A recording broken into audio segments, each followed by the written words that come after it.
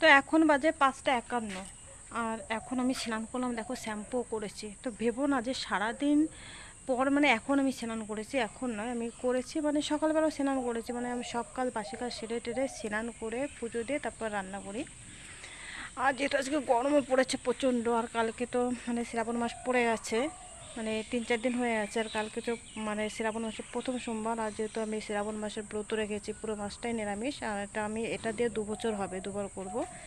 আর গ্রামে বাড়ি তো বোঝোই, সব জায়গায় দেখো মাটি আর মাটি। আর ওটা হচ্ছে দেখো ওই ঘরটাতে আজকে ঠাকুর ঘর থাকে, আমাদের পিছনে বারান্দা আছে। আর এটাতে হচ্ছে আমরা থাকি।